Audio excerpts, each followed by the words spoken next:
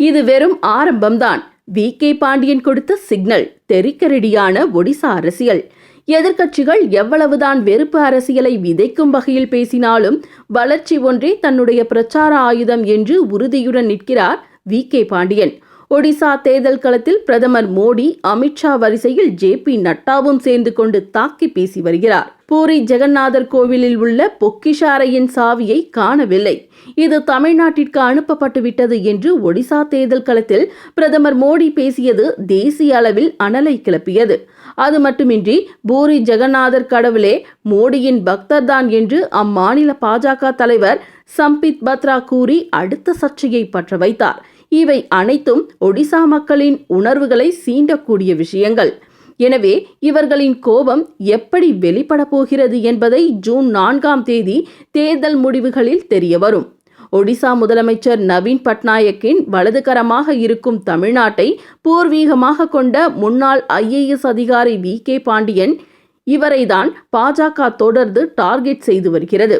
ஒரு தமிழர் ஒடிசாவை ஆளலாமா என கேட்டு மக்களை திசை திருப்ப முயற்சிப்பதாக குற்றம் சாட்டப்படுகிறது. இதற்கு பதிலடி கொடுக்கும் வகையில் தமிழ்நாடு சட்டப்பேரவை சபாநாயகர் அப்பாவு வி.கே. பாண்டியன் தன்னை முதலமைச்சர் வேட்பாளர் என்று கூறவில்லை, குஜராத்தை பூர்வீகமாக கொண்ட பிரதமர் மோடி உத்தரப்பிரதேச மாநிலத்தில் போட்டியிடுகிறார், தமிழ்நாட்டைச் சேர்ந்த ஒருவர் ஒடிசாவில் போட்டியிட்டால் என்ன தவறு என்று கேள்வி எழுப்பியிருந்தார். ஆனால் பாஜக விடுவதாக இல்லை.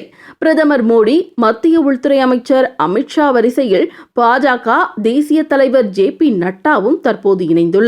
இவர் கராச்சியாவில் நடந்த பிரச்சார கூட்டத்தில் பேசும்போது பிஜு ஜனதாதள அரசு பழங்குடி மக்களை புறக்கணித்து வருகிறது, ஏழை மக்களின் வளர்ச்சிக்கு தடையாக நிற்கிறது, வெளிமாநிலத்தில் இருந்து வந்தவர்களை ஒடிசா மக்கள் தூக்கி எறிய வேண்டும், ஏனெனில் இவர்கள் எம்பிக்கள் MLAக்களை சந்திக்க கூட மக்களை அனுமதிப்பதில்லை என்று வி.கே. பாண்டியன் குறித்து விமர்சித்தார். இதற்கு பதிலடி கொடுக்கும் வகையில் ஜெகத்சிங்பூர் மக்களவை தொகுதி பிரச்சாரத்தின் போது வி.கே. பாண்டியன் பேசிய போது, எதிர்க்கட்சிகள் நம்மிடையே குழப்பத்தை விளைவிக்க பார்க்கின்றனர், நாம் ஒற்றுமையாக இருக்க வேண்டும், பிஜு ஜனதாதள கட்சி செய்த சாதனைகளை பாருங்கள், உள்கட்டமைப்பு, சுகாதாரம், கல்வி, மத வழிபாட்டு தலங்கள், புதுப்பிப்பு உள்ளிட்ட விஷயங்களை கவனியுங்கள், எங்கள் கட்சியின் நோக்கம் என்பது சீரான வளர்ச்சி மற்றும் செழுமை என்றார். மேலும் சுற்றி பாருங்கள், நாங்கள் என்னென்ன செய்திருக்கிறோம் என தெரியும், இது வெறும் ஆரம்பம்தான், இனிமேல் மிகச்சிறந்த சாதனைகளை, உயரங்களை எட்டப் போகிறார்கள்,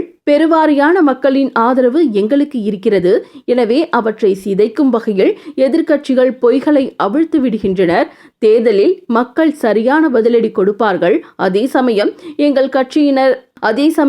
எங்கள் கட்சியினரை மிரட்டுகிறார்கள், இதை ஒருபோதும் அனுமதிக்க மாட்டோம் என்று வி.கே. பாண்டியன் தெரிவித்துள்ளார்.